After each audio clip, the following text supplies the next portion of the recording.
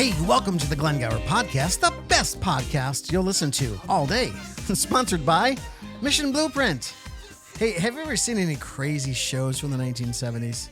Crazy shows like Magnum P.I.? Oh, that was not a crazy show. Dallas? I'd say like a TV movie, like CBS or NBC put on. We watched this crazy show. No, I'm not that old. What year were you born? Are you born in the 80s? I was born in the 70s. Okay, I thought so. You're pretty young. We watched this show when I was a kid, and it was about the end times. Ooh. And I don't remember the plot is the end times. I don't remember the storyline in the movie, but this person or the character of Christ kept coming up, and they thought he was here, that he had arrived, and he kept disappearing. And then he'd show up again, and they'd run to him, and he would disappear again. And it certainly had a apocrypha feel to it. Marvel recreated that movie. What's it called? It's called The End Games. You know, they got this guy, he's got 6 stones, and he closes and opens his hands. He can disappear. He can wind back time. It's wicked cool. By the way, who is the founder, originator of the Marvel magazines? Do you know his name? I don't off the top of my head. I get Marvel confused with the other one. What's the other one? DC Comics. Yeah, I get those two confused, but I think the guy who started Marvel is sketchy. Well, he is in every Marvel Yeah, movie. he's the one. He's got a cameo. Yeah, every he's the movie. one. Mm-hmm. I think he's on the opposite side of what you and I would call religion. He might be. I'm pretty sure he is. I mean, there's no... But I mean, who better to recreate the apocalyptic times with animated characters and kind of recreate this idea based on an old biblical story, but just make it modern?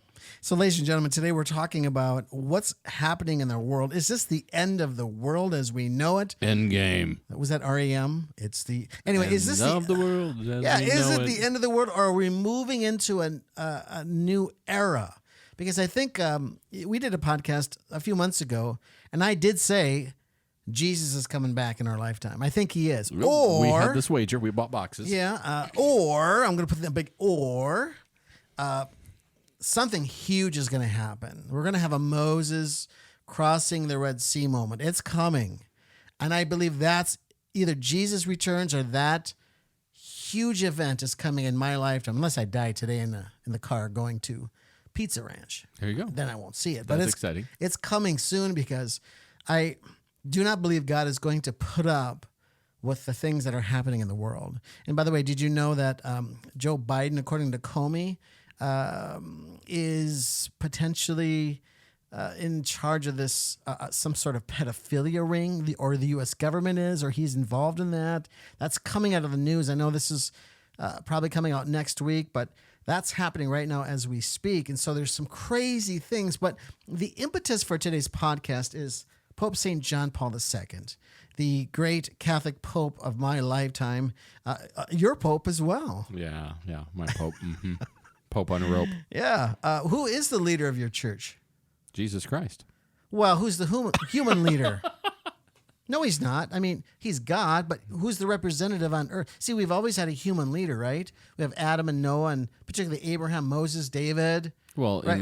in my household, I'm that leader for my children and my wife and my family, and in our church, it's Pastor Josh Robinson, and who he goes to for leadership and spiritual counsel, I don't know. Oh, okay.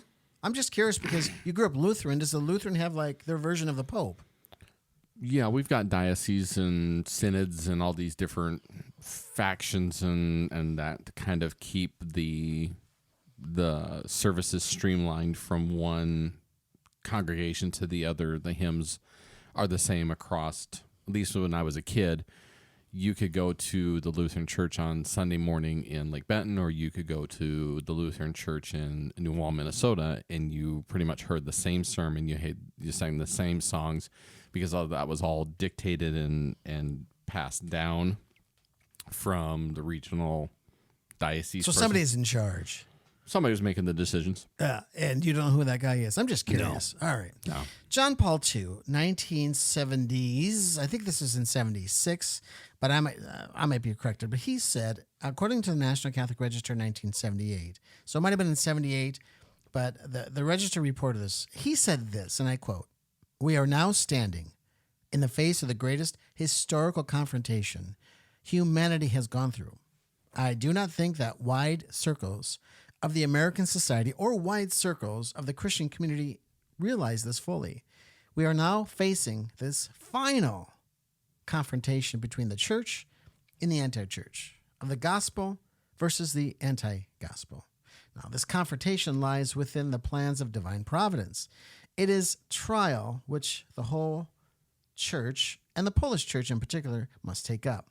It is a trial of not only our nation and our church, but in a sense, a test of 2,000 years of culture and Christian civilization, with all of its consequences for human dignity, individual rights, human rights, and the rights of nations, unquote. That's a heavy statement. Wonder why he parsed out Poland. Because he was the cardinal of Poland at the time. That's a great question. I read this the first time and I'm thinking, why Poland? Because he was their cardinal. And Poland was going through a lot at that time as well, as far as getting their individual rights away from communism. Because I think at some point, I don't remember what time in history, the Poles did not have freedom to worship. And at the end of World War II, yeah, that got parsed between the Allies and Russia, and Germany got all chopped up, and Ukraine and everything else. Actually watched a really interesting series on this called the Road to Pearl Harbor, and it's very interesting, all the geopolitical things that happened before and after, and how like today this Russian invasion of Ukraine is such an offense, but less than 100 years ago the Ukraine was Russia. Like it was part of the whole Russian Republic, the USSR. Oh, it's just interesting to see. But yeah, anyhow, yes, I think that's part of the end of 45, 47 in there. The communists pretty much controlled all of Poland because they had to cross Poland to get in to Germany to fight there. And they just never left. Okay, so the statement, "We are now standing in the face of the greatest historical confrontation humanity has gone through," is pretty potent, right? It's pretty strong. So he is suggesting what here? What do you think he's suggesting? Standing in the face of the greatest historical confrontation humanity has gone through. So he's talking about past tense, gone through, confrontation, battle of good and evil, axis and allies, good and bad, light and dark, all of those things that are damning to the soul. Right, and this attack is going to be, he doesn't say it in this document, but he goes on later to say that the attack is particularly on the family. And the father's role has been moved out, right? And the woman has become central to the family. And not that there was a healthy father paradigm anyway in the 20th century, because I don't think it was very healthy. I don't think dads knew how to be good dads yet. And I think that was flowing from the World War I generation. They were a non-communicative generation. They didn't know how to talk to their kids. How do you define a good dad? Well, that's another... Pre-1970, how do you define a good dad? A good dad before 1970? Yeah. A good dad or a... Because I think I go back to that quote. Hard men make for good times. Good times make for soft men. Soft men make for hard times. Hard times make for hard men. Hard men make for good times. I feel like, thinking back to my grandfather, my great-grandfather, like, they came here from Germany. They immigrated. Like, every step of their life was hard, but it just made them better. But I don't know what kind of parents they were. Like, I don't know how I would define them as good dad, bad dad. I think they had an emphasis on survival more than you and I do. Mm-hmm. I mean, you think about the country we live in, we have so much. Excess. Oh, my goodness. Mm-hmm. But when my mom was growing up, in the 1930s and 40s, they just needed to survive the cold winters and the house they grew up in. Do they have enough food? And there wasn't the emphasis on education. It was more on building up their own family farm so they can make it, so they can eat. Mm-hmm. So I don't know that there was a good, healthy model of fathers in that era. I would say they were absent dads, but they want to make sure their kids weren't dead. Right. More than you and I. Well, and you talk about the attack on the family coming out of going into World War II. We sent all the men to fight because we just came off the heels of World War I. And who do we send to the factories to work? All the women. The women, yes. Women and kids. And that's just another almost like chink in the armor of attacking the family of, oh, we can have both parents out of the household now and nobody's raising the kids. Well, I think the real reason women went to work was taxation. They could tax. We've talked about this before. Oh, yeah. Yeah. So that's a negative result of war. Women had to get involved, and women didn't want to go to work. Many of them didn't want to. And there was a small percentage of women, I think, that found some freedom and having a career. And there were women who were, it's not that women do weren't the work that they were called to do. Raise babies and like raise the family. Yeah, I think there is a new feminism certainly coming. But you ask a really good question about dads. I'd like to do a podcast on what a free man really looks like sometime. Ooh, Men that are truly free. Stay tuned. So John Paul says we're standing at the face of the greatest historical confrontation humanity has gone through. But then he says, I don't think that wide circles of the American society, wide circles of the Christian community realize this. In other words, if Glenn Gower is speculating as to what he means most of us are sleeping. We don't know what's happening right in front of us. Oh, I'd 100% agree. We're in Rome all over again. What was the center of the Rome city during Caesar, during the time of Christ's crucifixion? Well, wasn't it the Colosseum? It was. Yeah. What do we have in Minneapolis? What do we have in Kansas City? Right. We have coliseums all over the place, but they're basketball courts, they're football fields. Oh, Dennis, it's different though. Right. 100,000 people show up on a Sunday afternoon and do not pay attention to the people they're with, the things that are being said, the things that they're watching being broadcast, the signs that are hung around the inside of the Coliseum, inside of the stadiums, and go to their cars and drive home and go to sleep and go to work and do things that in 100 years aren't going to matter. Yeah, not to mention it's on a Sunday. On a Sunday. Yeah, people overlook this, sporting events on Sundays. This is even drifted into high school and middle school, having soccer and football games. Elementary on Sunday. Yeah. So I think most people are really still asleep, although you have this, i.e. woke culture, which seems to be maybe from the pit of hell itself, But I think people need to truly begin to wake up to see what's really happening in front of them. Wake up to what? What are you talking about, Glenn? No, well, we can talk about, did you ever think that homosexual marriage growing up in the 70s and 80s would be now a right in this country? Oh, yeah. I mean, I listened to Twisted Sister when I was growing up. Come on, feel the noise. Yeah, absolutely. Why not? Let's love everybody. It's the 70s. Come on. So there's why are you being so judgmental? Yeah, there's a lot of absurdity. 100 years ago, they would have never saw this coming, that homosexuals would have the right to get married. And here we are in the United States of America, potentially the new Sodom and Gomorrah. Really. Mm-hmm. I've heard from other people from other countries say, we don't have that homosexual problem you guys do in America. It's bad over there. What's going on? And it is bad over here. And it's the number of homosexuals in this country is what percent? Less than 10%. I was going to say about probably less than 2%. Yeah, I'm not sure where it's at, but it's less than 10%, and they're making a lot of noise. And somehow in our governmental systems, they are pretty successful. Well, and they've got the talking heads making us constantly talk about this. I mean, all the things we could be podcasting about today, I mean, this is what we're talking about. Mm-hmm. And it's crazy to know the things that are happening within our banking system today, the things that are happening within our culture of what's downtrending in everything from consumable goods to GDP to our global financial structure. And like, this is what's crazy about the people being asleep. We're lulled to sleep. Unless you wake your tail up and wake up, you're missing the whole show. You're sleeping through the intro music. That's exactly right.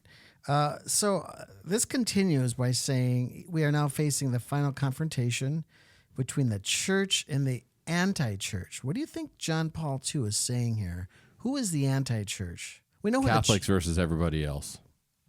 That's probably true. Us Protestants were screwed. No, I would rephrase that and say Christians, Right. Christianity and her doctrines, Yep. which have been muddled by some of these big time people that we see on TV. I don't want to name any names, but they're teaching heresy and they're getting away with it. And nobody's calling them on the carpet. Right. The Webster Dictionary defines anti-church or anti, what do you call it here? Is it anti-church? Anti-church. Yeah, anti-church. Yeah, the anti-church. Anti-gospel. Anti-gospel, anti-church, as anything that shuns away, moves away from, or denies the gospels. So the church is, of course, as you Catholics would be defining the church, but it also encompasses any of us out there that believe that Christ is the way to heaven and is come in our Lord and our Savior. Yeah, this set of doctrines and how to get to heaven. The gospel. Again, you and I agree on almost all of it. There's some fine details or maybe a couple big ones, but we're on the same page. Yeah, listen last week. But we're not on the same page as the Muslims. We're not on the same page as the Jews, or particular sects of the Jews, right? Correct. So there is this anti-gospel narrative, and homosexuality has been hitting us in the face for a long time now. And under Barack Obama's tutelage, we have homosexual marriage. The guy said he was pro marriage between a man and woman and anti-homosexual marriage, and then he switched after he won his second term. A politician lied? Are you kidding me? Well, from Chicago, which is really hard to believe. That's just Nothing windy about that at all. So we have this scenario. You've been duped. Yeah, we have this scenario where Cardinal Wojtyła, who's going to become the Pope, says we're standing at this face of the great historical confrontation. Let's move to the next Pope. Pope Benedict, after he retired, wrote a letter to a Catholic statesman by the name of Vladimir Palko, and he says, I quote, "As one sees the power of Antichrist spreading, one can only pray that the Lord will give us mighty shepherds to defend his church against the power of evil in this hour of need," unquote. So we go from the final confrontation. Now the next Pope is talking about Antichrist. It's getting a little more serious. Well, we went from 1978 to 2015. Like, a lot happened in that time. What happened? I was born. That's what happened. That was big. You're the reason. That was huge. You are the reason. No. Just think of culturally the things that have shifted in the emergence of everything from convenience and excess in the United States.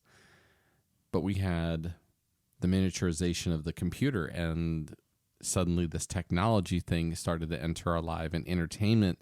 And we went from a broadcast television to now cable networks. And we just opened up the veins of all the things that are not church-centric to filter into our life.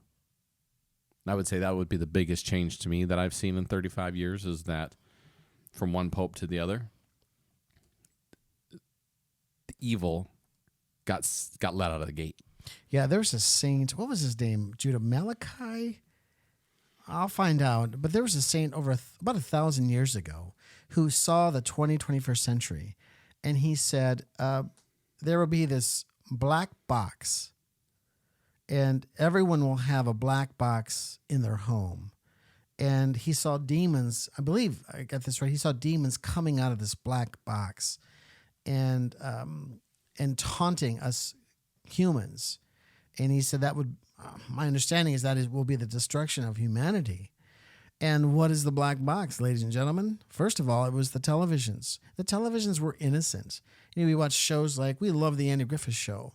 But if I'm critical of the Andy Griffith Show, none of the main characters are married. You realize that? No. Yeah, that's not, that's planned in my view. It's still a great show. But it already started with the Andy Griffith Show, and then pretty soon we got Bewitched, and we've got other shows like The Dukes of Hazzard, where it's a very soft version of softcore porn, really, with Daisy Duke and the way she dressed. And well, and everything is about defying the law and incompetency of law enforcement, and Boss Hogg representing big corporate. Like, yeah.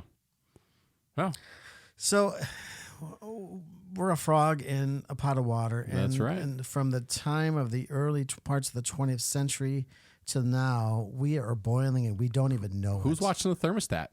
Who's watching that little thermometer in the corner of the pot? Is it getting too hot? Time to jump out? Time to go? Let's go. You and I, buddy. Okay. That's who's watching it. Okay. And other people are watching it. But it's so hard to have dialogue with the person in that pot because somehow their brains have been turned off. And I don't know. I don't want to put any blame anywhere. But it is pretty obvious when you can come out of a public school system and you can't read and write that there's something wrong. You can't write a paper or you should be able to write something, some kind of research, do some sort of research You have paper. Chat AI. You got Chat CPT for that. Don't worry. Now we have that. Yeah, you don't have to think. So something is critically wrong. And then you see our own politics. Our politics became abnormal. Well, they always were abnormal, but we saw a huge shift with JFK dying, and then the corruption that came after that we visually saw. But just, unpeel and unpack that just a teeny tiny bit. And I don't even know how many of our viewers and listeners get how much presidency and being at the top of that food chain is pedigree. The Roosevelts represented how many different ways in the federal government between cousins and relatives. And then you had the Kennedys, Ted Kennedy and JFK, and that dynasty through there for a while. And then even going back and looking at where Ford was related to Nixon and across that. And just in our lifetime, since we've been alive, Bill Clinton, Bush Sr., Bush Jr., Clinton running again for office, the other Bush running for office from Florida, and then Obama into the mix, and now Biden being the vice president of Obama. Like, it's just a pedigree thing of people that are institutionalized. And if you're looking for them for leadership, they do not have your best interest in mind. They do not. And if you don't believe me, try calling Dusty Johnson. Try calling, get a meeting with Senator Rounds. You can't sit down with these guys. They do not have your best interest in mind. They're there for the show. That's right. It sucks because you can't, they won't let you wake up. They won't help you wake up. And that's the frustrating part. Yeah, you have to stop watching TV, ladies and gentlemen. You have to stop watching TV, CNN, Fox, all the major ones, MSNBC, and start having conversations with people. Start reading. You find the news by reading it, right? You find error or misinformation by watching it. And you have to be very careful. Now, am I saying everything you watch is incorrect or misinformation? I don't think so. But I think a lot of it is. But it's got its slant. It's got right. It's got its opinion embedded into it. Anytime you look for somebody else, even listening to us, we're influencers. Like, we want you to live a life a certain way. We want you to find that life and relationship with Jesus Christ and be saved and see us on the other side of glory when you get there. That's our influence. Like, that's what we want. I do this for my kids so that 30, 40 years from now, my kids know what I stand for and know what I believe in and know what my hope and intention for their life is. And this opportunity to have an original thought and put your own education and reading and visualizations, things you see happening, things you read happening, things you hear happening, and have an original thought about it. Don't let somebody else tell you.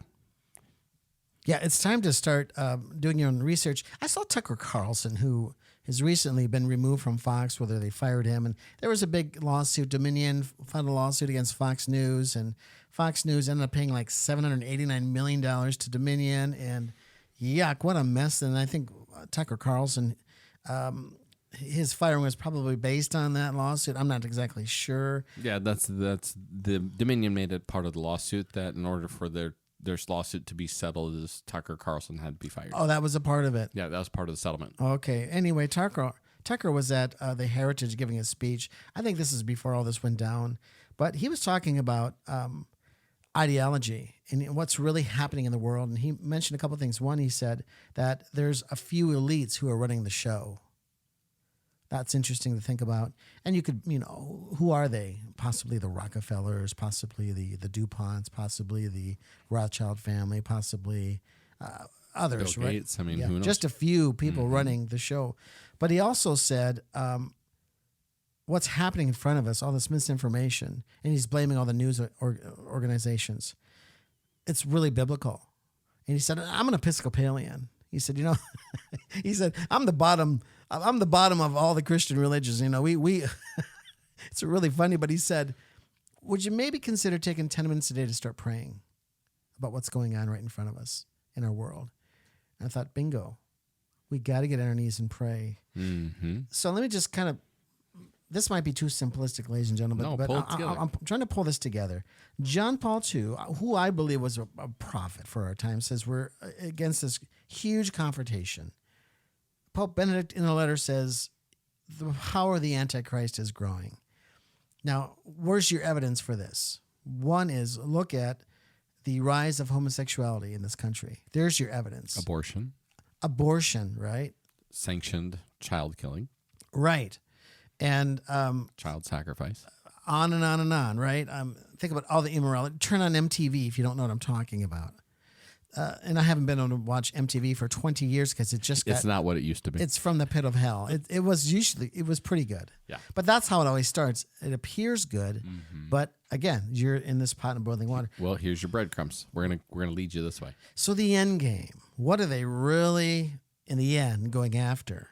There is a document called the 8 March Principles for a Human Rights-Based Approach to Criminal Law, prescribing conduct associated with sex, reproduction, drug use, HIV, homelessness, and poverty. That was written by the International Commission of Jurists, which is this group of all these judges and lawyers around the world who want to opine on sexuality, okay? So this is the anti-gospel. This is part of the anti-church. Really, it's the United Nations is saying. And what they really want is to make pedophilia legal. No. Shocker alert. That's what they're really trying to do. And they have this play on consent and informed consent. And they believe that someone under 18 years old can give consent. And so they're calling for the decriminalization of pedophilia. So this is, I think, their end game. Sex would be legal across all ages. And sexes. Correct. Yeah. Yeah. They just strip away all the boundaries that are there. That's right. Wow. So, I did not know that. So this is new information. This just came out in March. I encourage you to take a look at the document.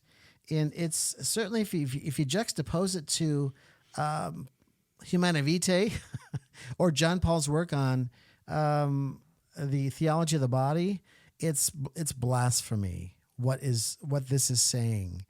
And even recently, our own Pope has come out confused. It appears that someone put your Pope. Yes, it appears that somebody put a mask on our Pope and started saying some crazy stuff. Okay. But I will put a link and see what our Holy Father is saying. Maybe I'm misunderstanding it. I want to give our Pope the benefit of the doubt. But he goes on to say, and this is NBC News reporting it, so I'm not so sure. The guy that used to be a bouncer. Well, he might have been a bouncer. Yeah, back in Brazil. Yeah, I think you. How did you know that? How did you know that? I think he was. I a bouncer. do my research on the other side too. Anyway, know thy enemy. So the Pope is saying some crazy things at the same time as this comes out, and it's really wild the territory we're now entering into when our own kids cannot be safe. Mother Teresa really said, what kind of country do we live in when the child in the womb is at risk of dying? But now this is bridging to having sex with any age, as long as it's consensual, as long as that age consents to it, which they don't have the capacity to, but that's what this is pushing. Wow. Here we go. Wow. Mix that with Joseph Biden being accused, him and his family, of either involved or the ringleader, but I would say, I'm not sure, of a pedophile ring. It's all, boom, hitting us right now. Is that all the stuff coming out of Epstein Bars Island, Epstein. Well, there's that too. The Epstein Island thing, Yeah, ladies and Epstein gentlemen. Island. If you haven't researched Epstein Island, I don't know if it's true or not, but what's alleged there is some of these elite Hollywood stars and politicians have taken several trips to Epstein Island, and there's pedophilia and homosexuality happening there. Closely affiliated. Right. Yeah. Yeah. Like oddly coincidental. And if you think I'm crazy, look up Ghislaine Maxwell's her name. Mm-hmm. She's in prison for that now, working with Jeffrey Epstein, who killed himself, or some believe. Yep. Right. Now, do you ever see that Liam Neeson movie, Taken? I can't watch those shows. Okay. They freak me out. Okay. So, but it's interesting that we're talking about this because Liam Neeson did a whole movie series on, and it's one of several, because there's 3 of them, I believe. The first one was about his teenage daughter being abducted in Paris and being sold into prostitution. I mean, it's pedophilia. Mm-hmm. Like, they put it front and center in Hollywood right there. And then they did 2 follow-up movies on it. Mm-hmm. Like, it's right in front of us. And people are so asleep. They just go, oh, good movie. Good action film. Good action sequence. They're not even looking at the content of what's being broadcast. Yeah, it is. I get so mad. I get so mad. Ladies and gentlemen, it is right in front of us. We're not crazy. These aren't theories. This is a document that's actually written, right? Yeah. This isn't a theory. By This some isn't very powerful men. This isn't conspiracy theory. It's they're writing this, and I'm reading this, and this is what they're saying. Where's the conservative side of this? Where's the conservative game plan? Where's the conservative doctrine that says, that counters this, that is the yin and the yang, the light and the dark of it? If this is the dark underbelly of it, where's the light, the beacon that we're supposed to be looking to? Put in modern context, put in modern, tangible feeling that a person who's listening to our podcast can go, this is wrong. I want the other thing. Well, that one person that is supposed to shepherd us is Pope Francis. So he's the one that's supposed to say, no. You cannot decriminalize pedophilia. But where's that statement? Where's that action? It's not there. Because I don't hear that on Sunday morning from any of my, because I do coffee with these guys who are Catholics and Protestants, pastors, and they don't ever talk about this is my sermon this weekend. I'm gonna go out and shake some feathers. I'm gonna go out and I'm gonna rattle my congregation this weekend to wake them up. Well, there's one reason I think for that is a lot of pastors are living in fear. Of what? They don't want to lose their congregation, and they don't want to lose the money at the plate. I think that's across the board. Now, I don't know your pastor. Maybe he's not. Our church is breaking at the seams right now. Yeah, and you guys didn't shut down in 2020. We didn't. See? And our pastor is just on fire right now with, even after listening to our podcast recently about the differences between our faiths and stuff, he just had some really great feedback and some great insight for me. And it's just, he's dialed in. He's on it, and he's bringing it to the pulpit every Sunday morning with pulling from scripture. And we just went through John, and it's wrapping up the book of John, and it's just incredible to be in a church where we leave and we go out in the hallway and we talk for 20 minutes about what the scripture was about. I mean, it's incredible. And we show up. I mean, our church services are 90 minutes already, and we're staying there 2 hours. Yeah, I would say, though, for us, it would be my own bishop. I don't know if he's aware that this document was written. The International Commission of Jurists have written this document or not. I mean, but why wouldn't this be like on their Google search? On Google, you can set up a little alert, like whenever something comes up that mentions homosexuality or HIV or poverty, like you just get a tickler of, oh, this article was posted or this thing was posted. Like, it's a huge organization, and I'm not just saying the Catholic Church and your diocese and your pope, but like these are high level discussions. Where do people look? Where do people go? Protestant or Catholic, to get the light of this is wrong, here's what's right, here's what you're supposed to be living your life about? I don't know. It's supposed to be us. And I don't think we're doing a very good job as a Catholic Church. But don't you think it's even just the Bible, just people getting in there, reading the Bible and listening to what Jesus' words were? And definitely. How he laid that out, and how many people are giving Christ that 20, 30 minutes, hour every day? Because we've talked about this before, the 168 hours in the week. You're giving God 1 hour on Sunday, maybe, if you walk in on time and leave at the end. Or can you give him 6, 8, 10 hours a week and bring up that percentage that you're really living your life with him and for him and following what he wrote for us to live versus not? Well, to answer your question, I think we already answered it in the beginning of this podcast. John Paul II says, I do not think that wide circles of the American society or wide circles of the Christian community realize this fully. Wake up! It's time to wake up, people. Yeah. Yeah, you're sleeping. You really are sleeping on the job. And your job as men, particularly, is to protect your family, to be integrated in your family. But a lot of men... Be present in your family. Yeah, a lot of men that I know, and that they are. But generally speaking, across the board, the men are not. The men have been dethroned in the 20th century. Yeah. Take your throne back. Yep, take it back. But ladies and gentlemen, Gandalf. That's why this podcast is here. Because we want to bring you things like this that are happening. And this is why you do men's conferences. Get us men charged back up. Get on the armor of God. Strap it on. Yeah. Go do your work. But the most important thing is what? It's Jesus. Getting on your knees and praying to Jesus. Your personal prayer time.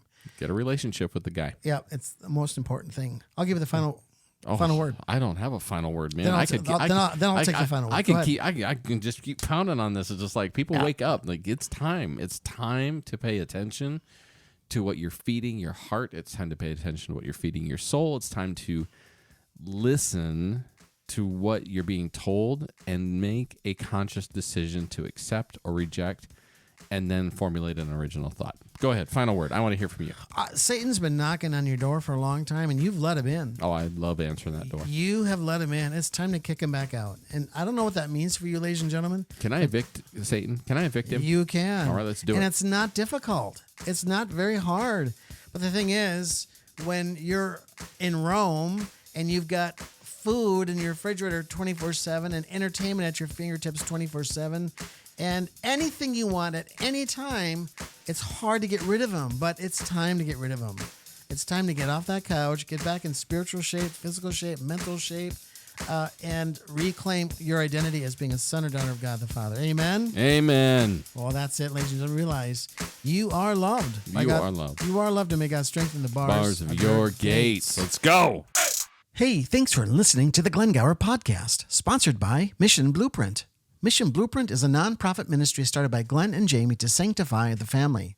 Our income is donation-based, and we need your help. Please support us financially by going to www.mission-blueprint.org and be a part of our financial team. Thank you, and may God strengthen the bars of your gate.